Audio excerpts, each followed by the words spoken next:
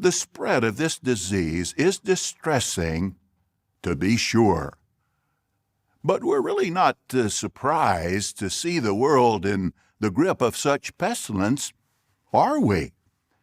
Jesus made it clear at Luke 21:11 that pestilence would be part of the sign of the last days. And in Revelation chapter 6, the ride of the fourth horseman includes mention of deadly plague.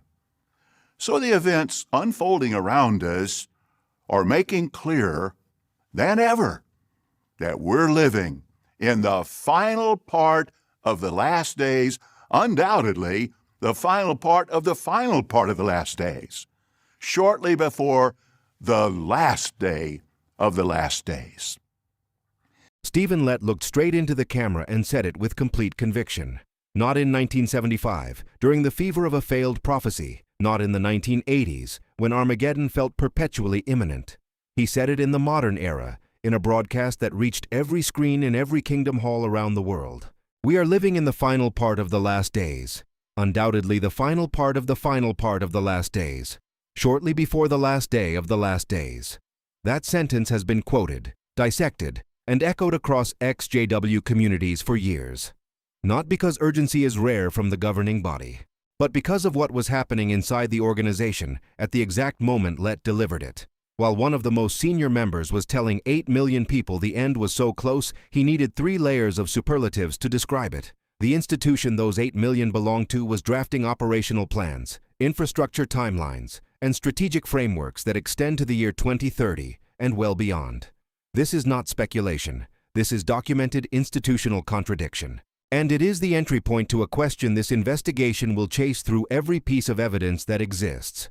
A question the organization has never officially answered, and one the record makes increasingly difficult to dismiss.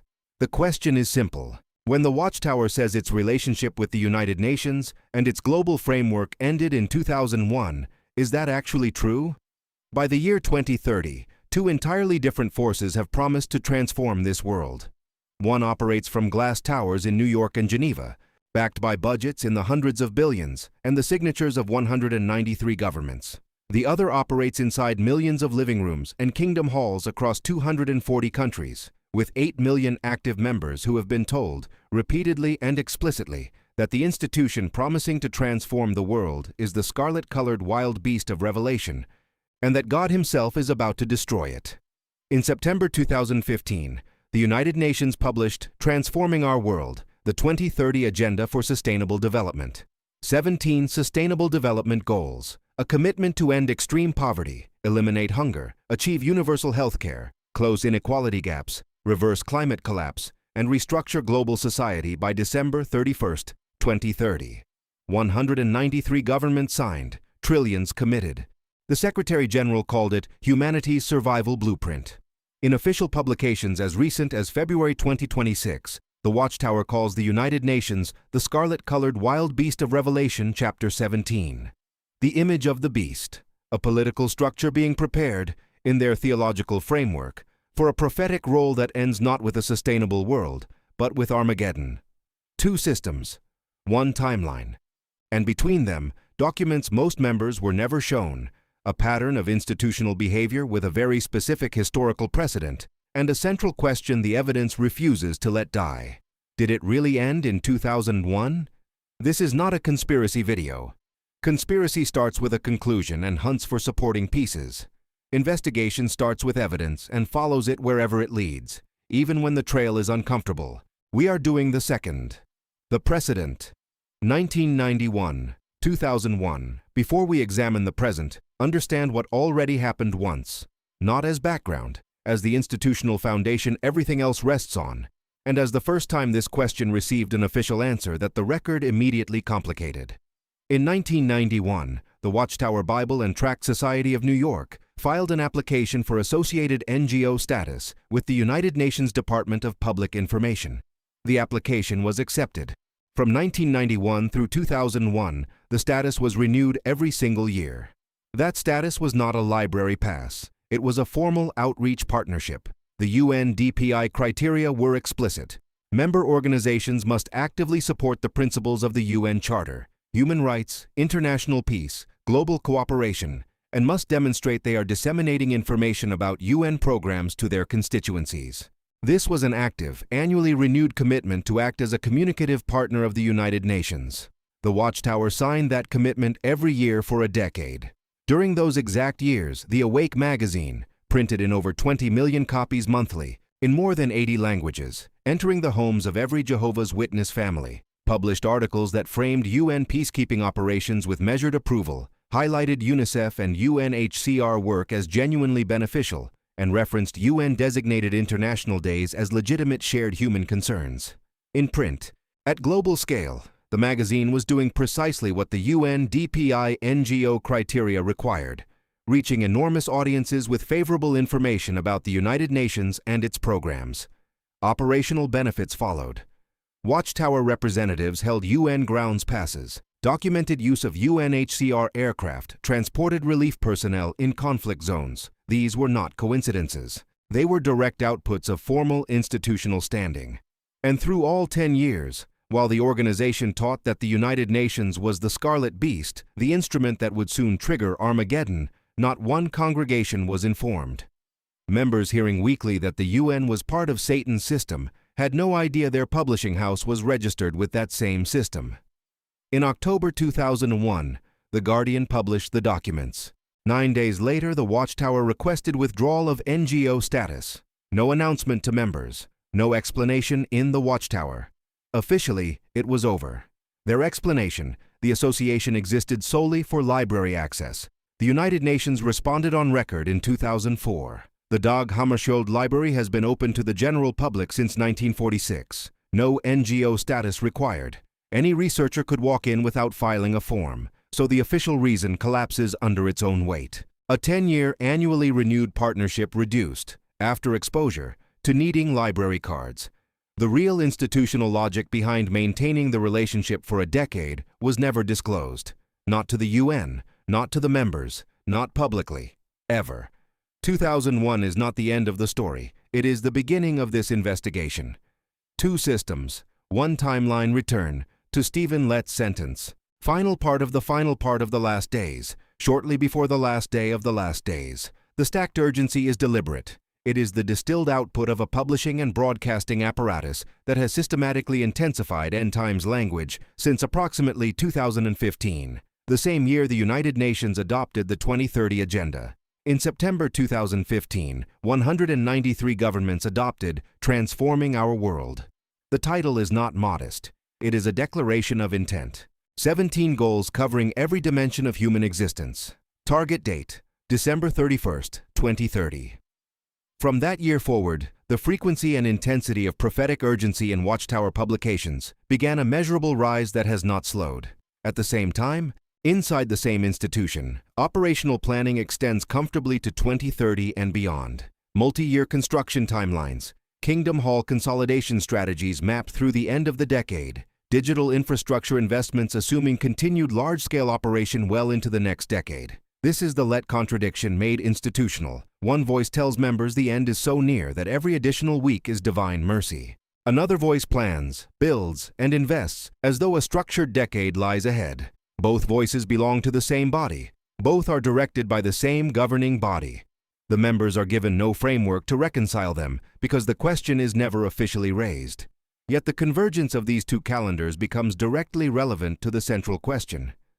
In the Watchtower's prophetic framework, the 2030 Agenda is not humanitarian policy. It is evidence. Every increase in UN authority, every financing commitment to the SDGs, every international declaration endorsing coordinated global governance is interpreted, because the organization has trained members to interpret it this way, as the beast receiving its power from the nations. The closer the world moves toward 2030, the more the prophetic narrative appears fulfilled. And the more fulfilled it appears, the stronger the organization's hold on those inside it becomes.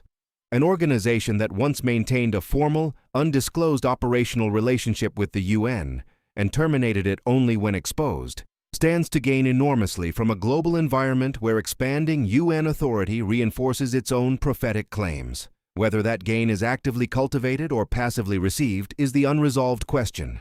The documented precedent means it cannot be dismissed by assumption. JW.org Relief and the Sustainable Development Goals. There is one dimension of current Watchtower operations that rarely surfaces in public discussion of its relationship with global institutions, and it is among the most concrete evidence available. Operational, measurable, and active right now across dozens of countries at a scale few fully examine. JW.org Relief. The Watchtower's disaster response and humanitarian arm ranks among the largest volunteer-based relief organizations on Earth by active deployment. The organization does not frame it that way. Publications attribute all activity to divine direction. But the scale is real and documentable. After Hurricane Maria devastated Puerto Rico, thousands of volunteers mobilized within days, sustaining reconstruction for months in communities without insurance or government aid. After the Haiti earthquake, Watchtower relief was among the first and longest lasting. After Cyclone Idai in Mozambique, international coordination drew regional attention. In the Philippines, standing volunteer rosters and pre-positioned supply chains activate within hours of major storms. The geographic pattern tracks precisely to regions where the UN Sustainable Development Goals face their sharpest implementation gaps. Fragile infrastructure, high climate vulnerability, widest distance between need and institutional capacity. Now place that footprint against the 2030 Agenda. SDG 1 targets extreme poverty and vulnerability reduction. JW.org.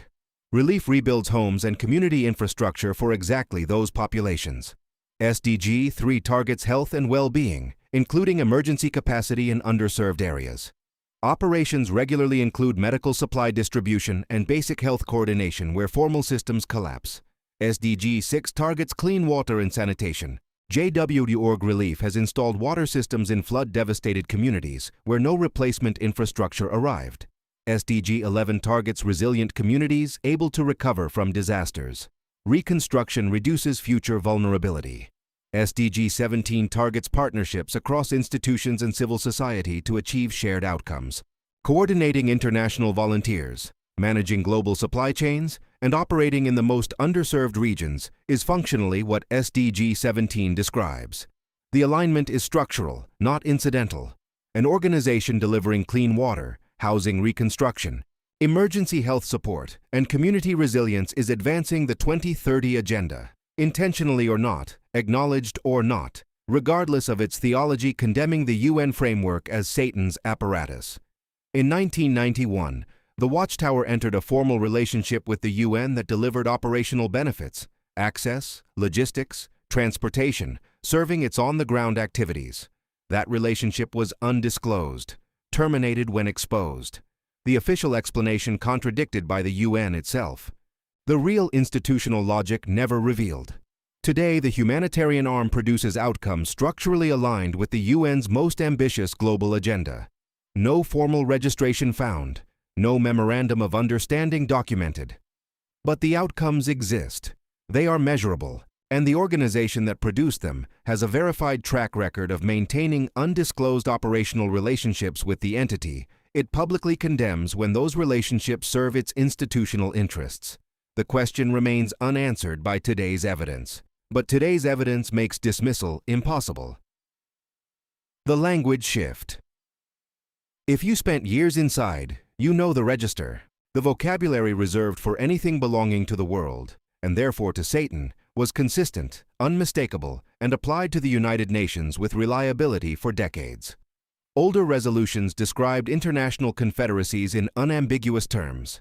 Articles called them confederacies against Jehovah. Editorial choices were deliberate. Now open JW Broadcasting. Listen to segments on disaster relief and humanitarian work.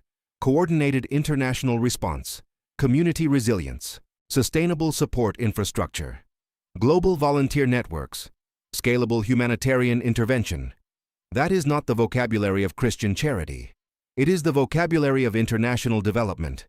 It appears in UN agency reports, SDG frameworks. Communications of the institutional system doctrinal content still identifies as the beast's apparatus. The shift is not limited to humanitarian content. In materials on community engagement, international operations, and organizational planning across 240 countries, specific phrases have increased in frequency over the past 15 years. language closer to neutral global institutional engagement than to earlier adversarial sharpness. Doctrinal content has not softened. The February 2026 Watchtower confirms the UN remains the scarlet beast, the Great Tribulation imminent. In prophetic material, the condemnatory framing is intact, intensified, if anything. But in operational content, describing what the organization does, how it frames its international humanitarian presence, how it coordinates across 240 countries, the language has moved toward the vocabulary of global development in ways that are traceable and dated. 2 registers, 1 organization, maintained simultaneously. If you have followed this investigation, that architecture is familiar. Between 1991 and 2001, the Watchtower condemned the UN theologically and doctrinal publications, while awake, used precisely the vocabulary UN partnerships required. The structure is identical. The scale has grown. The precedent for operating in dual linguistic registers, one for members' theological formation, one for institutional engagement with the wider world, is documented, primary source verified, and cannot be explained away. When language shifts in a system this controlled, the shift is not accidental. It is intentional.